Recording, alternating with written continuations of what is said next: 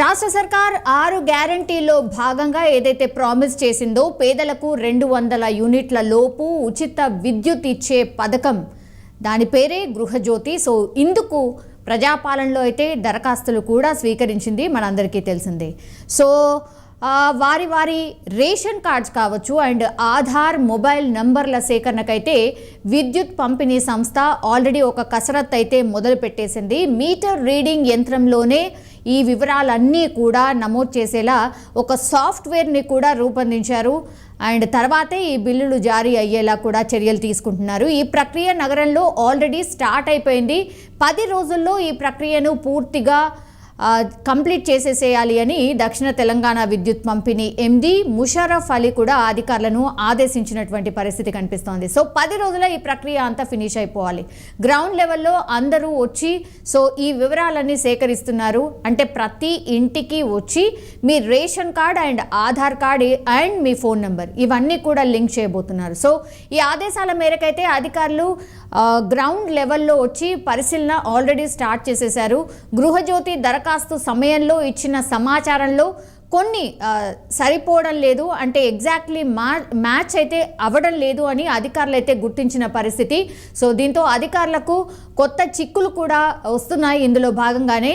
So పనుల నిమిత్తం కొందరు ఇంటి వద్ద ఉండటం లేదని కూడా అధికారులు ఉన్నతాధికారుల దృష్టికి కూడా తీసుకువెళ్తున్నారట. సో ఎవరైనా బయటికి వెళ్ళిపోతే, చాలామంది జాబ్ హోల్డర్స్ ఉంటారు, బిజినెస్ హోల్డర్స్ ఉంటారు, లేదంటే ఏదైనా పనుల నిమిత్తం బయటకు వెళ్ళిపోతే మాత్రం ఈ వివరాలన్నీ సేకరించడం కష్టంగా మారుతోంది అన్నటువంటి మాట కూడా అధికారులు ఎవరైతే గ్రౌండ్ లెవెల్లో వెళ్తున్నారో వాళ్ళందరూ కూడా పైన ఉన్నటువంటి అధికారులకు కూడా చెప్తున్నారు. సో ఇలా జరిగితే వీళ్ళు ఏదైతే 10 రోజులలో ఫినిష్ చేద్దాం అనుకున్నారో ఆ సమయంలో మాత్రం ఈ ప్రక్రియను పూర్తి చేయడం చాలా కష్టం అవుతుంది అన్నటువంటి మాట కూడా చెప్తున్నారు. సో మీటర్ రీడర్లు దగ్గర ఏవైతే ఈ ఇన్ఫర్మేషన్ ఏదైతే ఉందో కంప్లీట్గా, అంటే మీ మీటర్కి మీ ఆధార్ నంబర్, మీ phone number and ration card ఉంటే రేషన్ కార్డ్ నంబర్, ఆ స్లిప్ ఏదైతే ఉంటుందో రాసి పెట్టి అట్లీస్ట్ ఆ మీటర్కి అతికిస్తే ఏంటంటే అధికారులు కంప్లీట్లీ నమోదు చేసుకొని వెళ్ళిపోతారు. మీరు లేకపోయినా సరే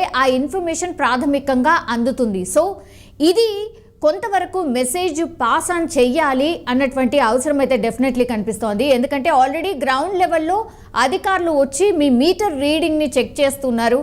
మీ మొబైల్ లింకప్ అయి ఉందా లేదా, మీకు రేషన్ కార్డు ఉందా లేదా, అండ్ దాని తర్వాత మీ ఆధార్ నెంబర్ ఎగ్జాక్ట్గా ఉందా లేదా, ఇదంతా కూడా ప్రక్రియ చేపడుతున్నారు. కాబట్టి ఎవరికైతే ఈ గృహజ్యోతి పథకం కింద అప్లై చేసుకున్నారో 200 యూనిట్ల ఉచిత విద్యుత్ ఏదైతే కావాలనుకుంటున్నారో ఓనర్సే కాదు, ఈవెన్ కిరాయిదారులు కూడా మీ ఇన్ఫర్మేషన్ని అక్కడ మీటర్కి అతికించేస్తే అధికారులు ఎవరైతే వస్తారో వాళ్ళు పూర్తిగా ఒక సాఫ్ట్వేర్లో ఎంట్రీ చేయబోతున్నారు. ఈ ఎంట్రీ చేయడం చాలా ఈజీ అవుతుంది అన్నటువంటి విషయాన్ని గమనించాల్సిందిగా కూడా కోరుతున్నారు.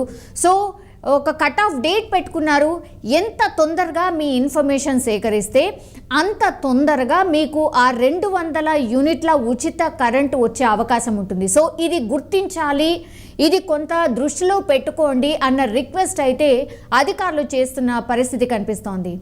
సో ఎన్నికల హామీల్లో భాగంగా ఏదైతే కాంగ్రెస్ సర్కార్ ప్రామిస్ చేసిందో 200 యూనిట్ల వరకు ఉచిత విద్యుత్ అందించే దిశగా గృహజ్యోతి పథకం అమలుపై పూర్తిగా సీరియస్గా ఒక కసరత్తు అయితే స్టార్ట్ చేసేసింది సర్కార్. సంక్షేమ పథకాల అమలు కోసం అయితే ప్రజాపాలనలో అభయహస్తం పేరుతో అయితే ఇప్పటికే ప్రజల వద్ద నుంచి అప్లికేషన్స్ అన్నీ కూడా స్వీకరించింది.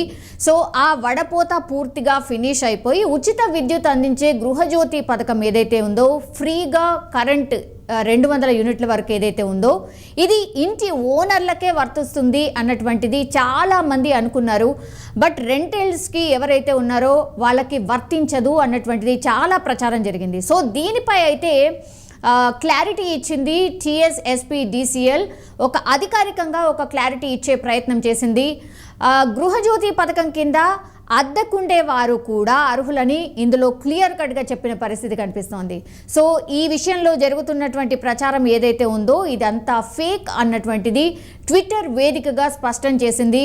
సో క్లియర్గా కొన్ని డాక్యుమెంట్స్ ఇవ్వాల్సి ఉంటుంది. గృహజ్యోతి పథకం అమలు కోసం అయితే క్షేత్రస్థాయిలో మీకు విద్యుత్ మీటర్కు ఆధార్, రేషన్ కార్డ్ నంబర్లను ఖచ్చితంగా అనుసంధానం చేయాల్సి ఉంటుంది. దీంతోపాటు మీ మొబైల్ నంబర్ ఏదైతే బిల్ క్లెయిమ్ చేస్తుందో ఆర్ బిల్కి ఏదైతే మెసేజ్ రావాలో ఒక మొబైల్ నంబర్ని మాత్రం ఖచ్చితంగా ఇవ్వాల్సి ఉంటుంది. Aadhaar, ration card and mobile number ఇది ఖచ్చితంగా ఇవ్వాలి. అధికారులు వచ్చినప్పుడు ఇది పక్కాగా మీరు ఇవ్వాల్సిందే. మీకు ఒకవేళ గృహజ్యోతి పథకం కావాలన్నా ఆర్ ఫ్రీ విద్యుత్ కావాలంటే మాత్రం ఇది క్లియర్గా అధికారులు అయితే చెప్తున్నారు. ఒకవేళ మీరు అందుబాటులో లేకపోతే మీ మీటర్ ఏదైతే ఉంటుందో దానికి ఈ ఇన్ఫర్మేషన్ని రాసి పెట్టినా సరే అధికారులు వచ్చి నోట్ చేసుకొని వెళ్తారు అన్న రిక్వెస్ట్ అయితే చేస్తున్న పరిస్థితి కనిపిస్తోంది. సో గృహజ్యోతి పథకం కేవలం బిల్డింగ్ ఓనర్స్ ఆర్ ఎవరైతే ఉన్నారో హౌస్ ఓనర్స్కి మాత్రమే కాదు, ఇవి ఎన్ని పోర్షన్స్ ఉంటే అన్ని పోర్షన్స్కి వాళ్ళకు కూడా వర్తిస్తుంది. సో అద్దెకుండే వాళ్లకు, రెంటెడ్ పోర్షన్స్ వాళ్ళకు కూడా వర్తిస్తుంది అని క్లియర్ కట్గా చెప్పారు. కానీ మీరు ఒకవేళ